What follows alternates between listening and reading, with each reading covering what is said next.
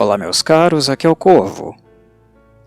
Uma reflexão sobre Matrix, obra das irmãs Lana e Lily Wachowski, dificilmente é fácil.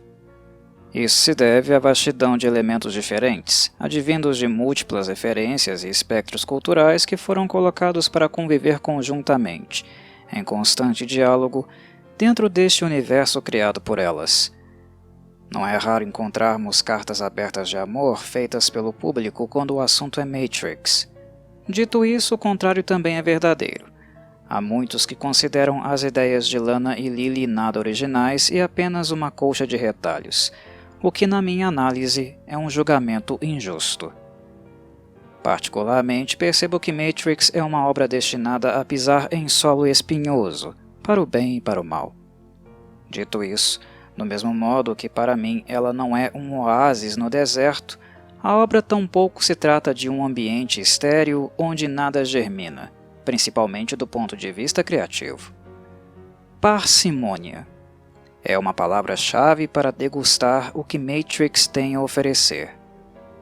Por um lado, o universo pode ser tão encantador a ponto de dopar o espectador, retirar dele o senso crítico. Mas, ao mesmo tempo, uma pequena parcela de intelectualismo presente no mesmo pode desenvolver ceticismo e resistência, o que, para o ego, é uma oportunidade de defesa, especialmente no que diz respeito a reconhecer suas qualidades. Meu exercício neste vídeo é apreciar Matrix por meio da parcimônia que menciono. E para isso, preciso dividir minha fala em 4 pontos distintos. Primeiro, ao falar sobre obra revolucionária e obra influente. Segundo, ao separar obra autoral de obra plagiadora. Terceiro, ao nomear e protagonizar os heróis invisíveis, aqueles que não têm tanta aclamação e reconhecimento sempre que este filme é colocado no holofote. E por fim, o quarto e último ponto, onde lembrarei a todos sobre o elenco e como ele foi formado por pessoas dispostas a fazer sacrifícios, estes que de fato foram consumados durante a produção. Respaldar estes 4 pontos é o modo como me sinto mais à vontade para falar sobre Matrix. Sem mais delongas, vamos então ao primeiro. O que seria Matrix na história do cinema? Uma obra revolucionária ou uma obra influente? Caso sejamos rígidos, o que neste caso penso ser assertivo, acredito que Matrix é uma obra unicamente influente.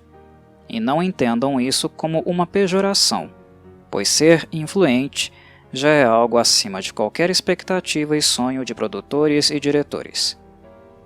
Criar uma obra que marque uma geração e que afete as seguintes é um feito que poucos filmes consumaram.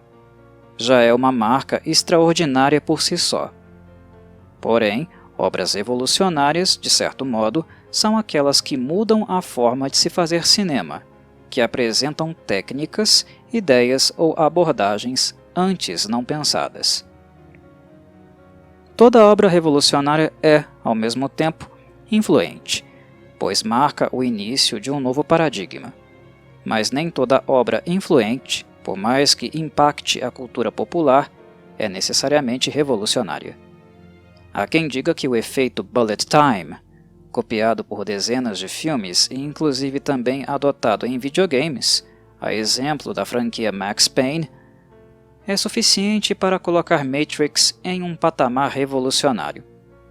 Mas penso que é deveras um exagero quando constatamos que o efeito nada mais é do que a aplicação de uma técnica bastante antiga para a época, conhecida como fotografia estática. O diferencial está no modo como a técnica é abordada e trabalhada dentro do escopo do filme, que de fato foi esteticamente muito convincente. Mas notem que ninguém está inventando a roda, se é que entendem a metáfora. E por isso penso ser melhor segurar a emoção antes de dar a Matrix um status que não necessariamente condiz com a realidade. Descartando então o aspecto revolucionário, que não é o caso, no que diz respeito a ser influente, Matrix se supera em todos os sentidos, extrapolando os limites do mundo cinematográfico. Mencionei há pouco a indústria dos videogames, por exemplo. Mas posso citar várias outras como a moda, os quadrinhos e a música. Quem viveu no fim do século passado e nos primeiros anos do atual sabe muito bem que era quase impossível transitar pelos centros urbanos ou pelas páginas da internet sem encontrar esporadicamente alguma referência sendo feita à Matrix. O filme mexeu tanto com a cultura popular e com o imaginário social que houve até gente investindo dinheiro na busca de comprovar a tese, obviamente fictícia, colocada por Lana e Lily no filme. Coisa que, claro, não vou aprofundar aqui por não ter interesse em transformar este podcast num palco para malucos.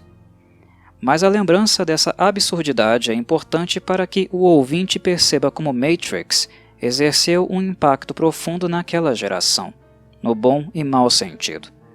O contexto de entrada do novo milênio, juntamente com todas as promessas de desenvolvimento e evolução tecnológica, acabaram criando um plano de fundo para que um filme como Matrix adquirisse um status e qualidade quase sobrenatural aos olhos do público. Coisa que não mudou pouco mais de uma década depois, quando o filme foi selecionado então para preservação nos arquivos da National Film Registry, que pertence à Biblioteca do Congresso americano. O que é bastante curioso, visto que o filme era ainda, historicamente, muito recente. Dito isso, a obra foi justamente condecorada por seus próprios méritos, pois naquilo que Matrix é aclamada, esta de fato fez muito bem. Foram 4 estatuetas adquiridas, relativas ao Oscar de melhor efeito visual, melhor edição, melhor som e melhor edição de som. Como se nota, a Academia se rendeu ao que as irmãs Wachowski, Joel Silver e Bill Pope realizaram em termos de som e imagem, e não foi para menos. Em Matrix, tudo o que vemos e ouvimos possui uma razão de ser, previamente pensada e desenvolvida. Nada é aleatório. A nitidez do áudio foi deveras surpreendente para a época e assistir Matrix no cinema foi uma experiência muito satisfatória. No campo da imagem, posso relembrá-los do fato de Lana e Lily usarem filtros de cores específicas para cada cenário, de modo a atrelar momentos e contextos ao conceito do mundo que desenvolveram. Por exemplo, nas cenas que acontecem dentro da Matrix, utiliza-se a cor verde, de modo a associar esta experiência dentro deste topor ou sonho cibernético, ao que víamos em um monitor de computador fazer tal associação. Já no mundo desperto, especialmente dentro da nave Nabucodonosor, o filtro de cor é azul. Ela representa o mundo real, embora ironicamente seja esta a cor menos frequente na natureza. Nas tomadas externas do real, evidentemente há a prevalência do cinza, de modo a enfatizar o tom sombrio e horrível deste mundo onde máquinas produzem seres humanos artificialmente, de modo a entorpecê-los com o software que conhecemos como Matrix, enquanto sugam o calor de seus corpos, utilizados como energia substitutiva da solar, que não mais as máquinas podem ter acesso. De modo geral, os filtros tendem a seguir este padrão, embora haja exceções como, por exemplo, na cena de luta entre Neo e Morpheus, onde há a prevalência do amarelo. Falemos agora sobre a questão da autoria. Afinal, não são poucos os críticos de Matrix que sugerem que o filme nada mais é do que um recorte de várias outras obras. Inclusive, há quem seja ainda mais inflamado a ponto de acusar a mesma de plágio, coisa que foi parar em cortes judiciais que, por sua vez, consideraram a acusação carente de embasamento, dando parecer favorável a Lana e Lily. Vejam bem, o que temos em Matrix é uma produção autoral. Para negar às irmãs Wachowski este reconhecimento, é necessário muita má vontade. Entretanto, também é quase impossível chamar Matrix de produção puramente original, pois de fato procede a afirmação de que o universo criado assim o foi graças a conceitos de inúmeras obras distintas. É neste momento que precisamos de discernimento para perceber duas coisas importantes. Primeiro, a essência da autoria, que nada mais é do que a criação de uma obra que, por sua vez, só nasce em virtude das influências que nós, autores, sofremos em nossa história de vida. E segundo, a postura das irmãs em relação às suas inspirações. A todo momento, e é algo frequente no filme, Lana e Lily comunicam ao espectador de onde elas estão tirando as ideias que, conjuntamente, fundamentam o mundo de Matrix. E esta citação é feita nominalmente em muitos casos, a exemplo de Alice no País das Maravilhas e O Mágico de Oz. O que as irmãs Wachowski não citam nominalmente no roteiro acaba sendo tão evidente que chega a ser desnecessário fazê-lo. A postura delas não é de ocultar as raízes daquilo que estão criando, mas de lembrar cada obra e autor que contribuiu na constituição de seu próprio imaginário. Há poucos profissionais de cinema tão nerds como Lana e Lily Wachowski. Elas cresceram lendo gibis e mangás, assistindo a animes e filmes de ficção, jogando RPG e até se declaram gamers publicamente. Matrix, de certo modo, é uma homenagem às obras e autores que foram professores, indiretamente, de Lana e Lily. O modo como o filme é pensado e desenvolvido é sempre referencial, conduta que não é comum em plagiadores, que não referenciam, ao contrário, não citam fontes, ocultam as mesmas e fazem manobras para que o espectador acredite que tais ideias são 100% criações originais.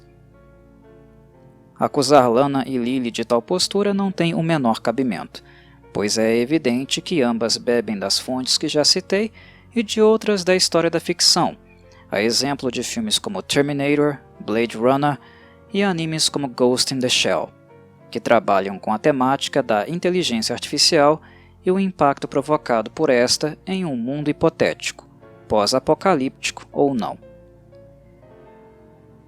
Inclusive, há algumas referências bem mais sutis, que não afetam o funcionamento do mundo de Matrix tão profundamente. Um exemplo que posso lhes dar é o das pílulas de Morpheus.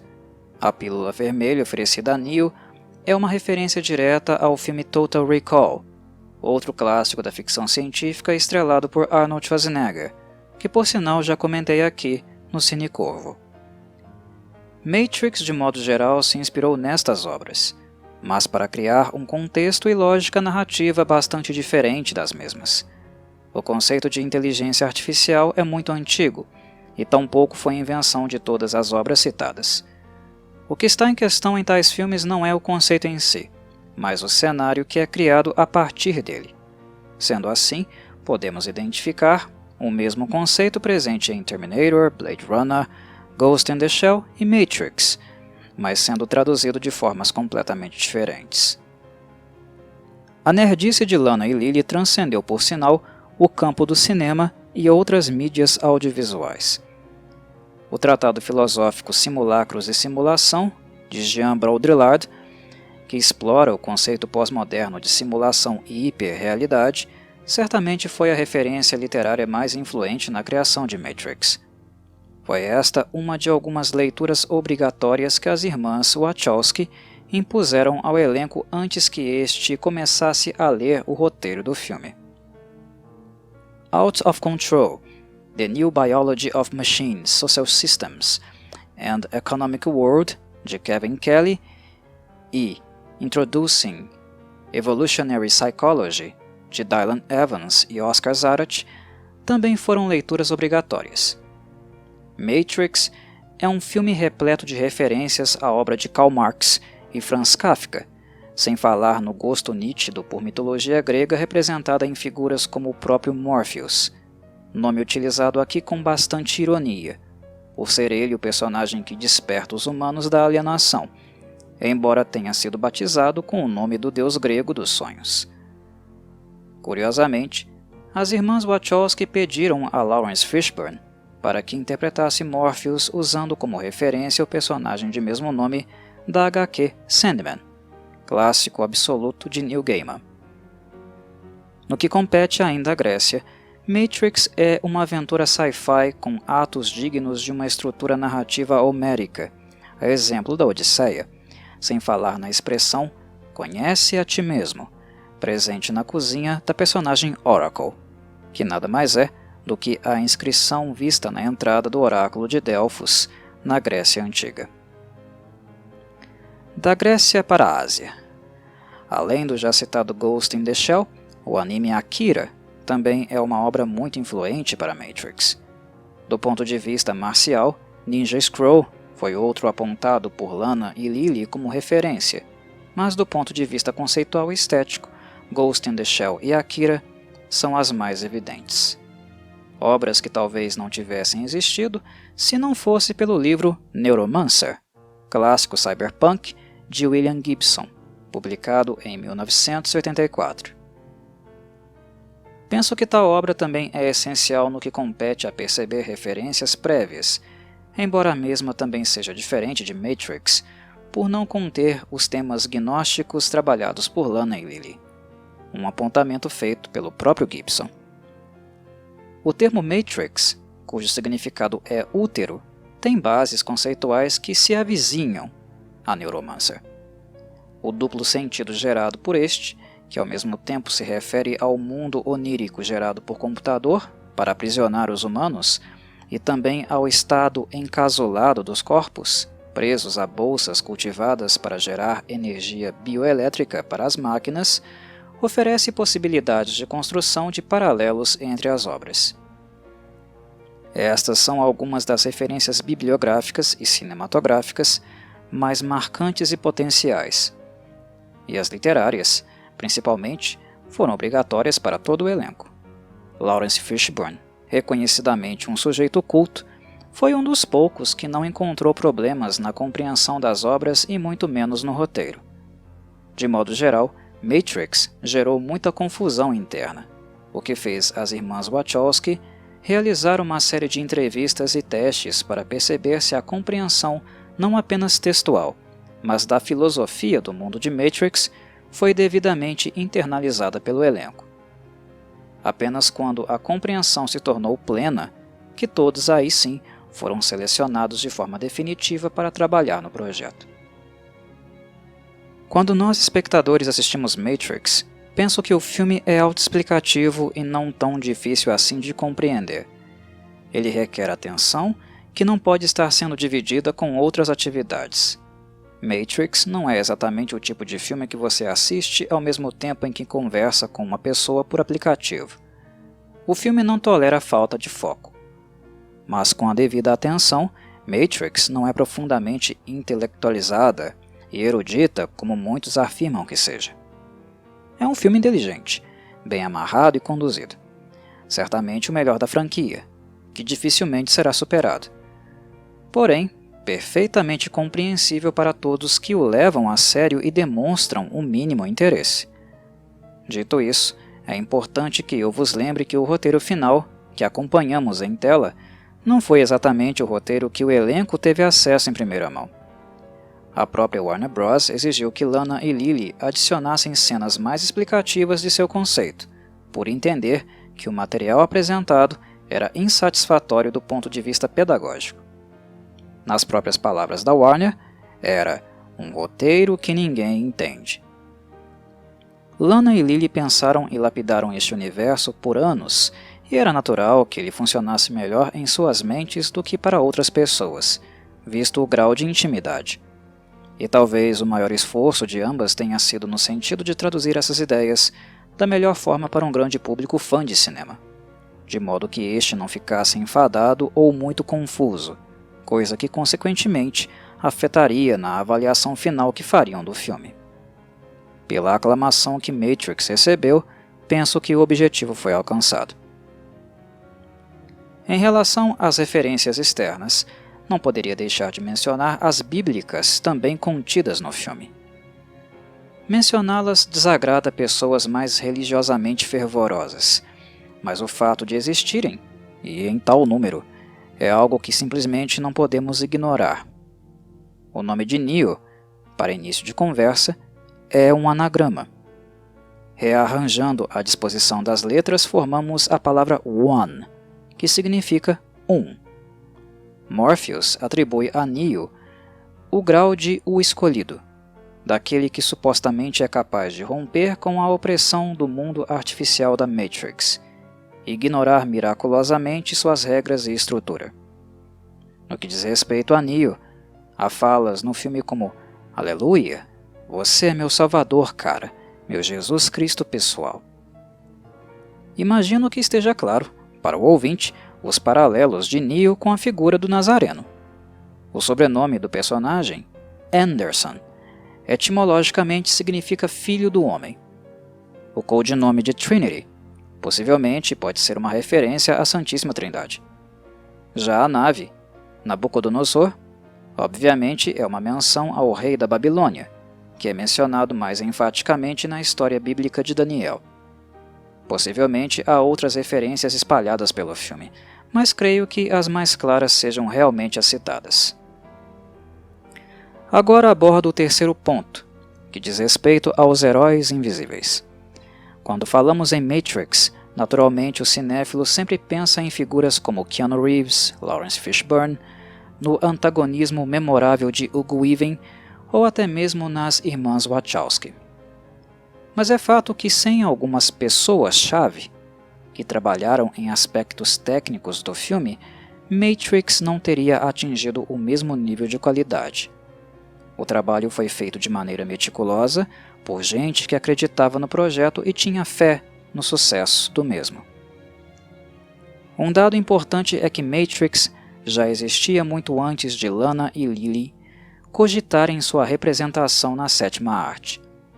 Originalmente, o conceito seria destinado aos quadrinhos, o que de fato aconteceu já em 1999 e continuou até 2003.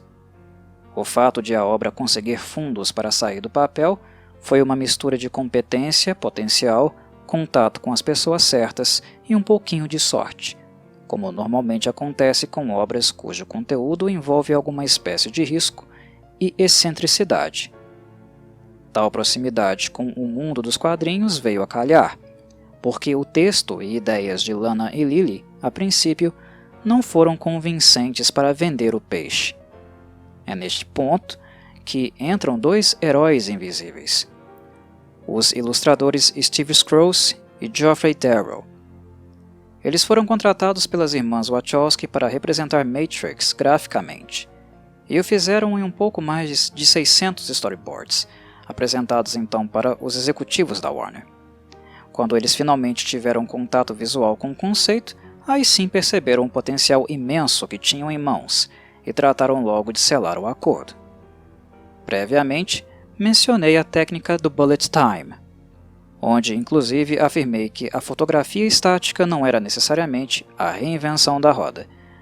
Mas mencionei igualmente que a questão não é pura e simplesmente a técnica, mas a forma como ela é utilizada. Neste sentido, John Gaeta e Bill Pope também podem ser considerados, sem dúvidas, heróis invisíveis, daqueles que pouca gente fala e se lembra, mas que utilizando uma técnica simples e com potencial gráfico elevado, praticamente tornaram a mesma um símbolo representativo de Matrix, que seria copiado por inúmeras obras nos meses e anos seguintes. O interessante é que, inicialmente, Gaeta e Pope trabalhariam apenas com efeitos práticos, e foi uma série de fracassos, acidentes e falhas mecânicas aquilo que os motivou a finalmente trabalhar hibridamente com computação gráfica. A bullet time, neste sentido, não foi algo planejado, mas a resultante de inúmeras desventuras no set de filmagens. Por fim, pouco se fala do trabalho esplendoroso do lendário coordenador de dublês chinês Wu Ping-yuan, que colocou sua assinatura em clássicos das artes marciais como Drunken Master e Fist of Legend.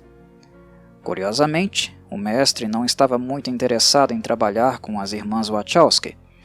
Ele afirma ter gostado do roteiro, mas não o suficiente para se apaixonar pela temática. Sendo assim, pediu um salário exorbitante, na esperança de que a Warner recusasse, e ficou espantado quando o estúdio aceitou. Numa última tentativa de não se envolver, exigiu total controle sobre as lutas e que todos os atores fossem previamente treinados por ele e sua equipe por 4 meses. As irmãs Wachowski novamente aceitaram, condenando o elenco a um longo período de treinamento intensivo nas mãos do mestre, que agora não tinha mais argumentos para se esquivar. Inicialmente, Yuen não sentiu firmeza nos seus novos aprendizes. Considerou a todos inadequados para a luta, e devido a isso, sabiamente elaborou um plano de treinamento individual para cada um. Com Keanu Reeves, Yuen trabalhou diligentemente, visto que o ator apresentava problemas físicos graves na época, o que aprofundarei em alguns instantes. Com Lawrence Fishburne, Yuen explorou o vigor, trabalhando a precisão de Hugo Weaving e finalmente coreografando Carrie-Anne Moss para que o estilo marcial dela pudesse exibir graciosidade, ou seja, acentuar destreza e leveza. De certo modo, grande parte do trabalho de Yuen em Matrix é bastante semelhante ao que desenvolveu para o filme Fist of Legend, embora o filme de Jet Li seja muito superior em termos marciais por contar justamente com atores e dublês mais preparados e condicionados para o tipo de treinamento desenvolvido pelo mestre.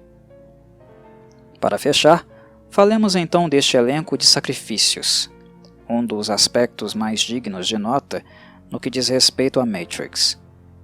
Reeves, Fishburne, Moss e Weaving jamais foram os primeiros nomes pensados pelas irmãs Wachowski e muito menos pela Warner Bros. Para os respectivos papéis. Podemos afirmar, sem medo do equívoco, que essas pessoas lutaram por eles, principalmente quando atores e atrizes mais famosos não demonstraram tanto interesse em adquirir tais papéis, e, por sinal, muitos se arrependeram disso. O elenco selecionado é composto por gente que agarrou a chance com unhas e dentes, inclusive colocando sua própria saúde e integridade física em jogo. Carrie-Anne Moss foi uma que logo no início das filmagens torceu o tornozelo. Porém, ela não contou a ninguém e continuou atuando mesmo com fortes dores, pois temia que, caso os produtores soubessem da lesão, estes poderiam substituí-la por outra pessoa. Hugo Weaving, ator que tanto admiro e penso ser bastante subestimado por tudo que já entregou para a sétima arte, com acento especial para os trabalhos com as irmãs Wachowski, ao mesmo tempo em que se divertia pronunciando Mr. Anderson, com um sotaque de radialista dos anos 1950, sofria com uma lesão no quadril adquirida durante o treinamento de luta. Ele foi submetido a uma cirurgia, o que por sinal atrasou o cronograma de filmagem, obrigando o confronto entre Smith e Neo a ser um dos últimos momentos gravados. Já Keanu Reeves foi indubitavelmente o caso mais grave, visto que antes da pré-produção ele havia sofrido uma lesão em 2 níveis da coluna cervical, uma lesão tão grave que provocou até quadros de paralisia das pernas, forçando-o a passar por procedimento cirúrgico no pescoço.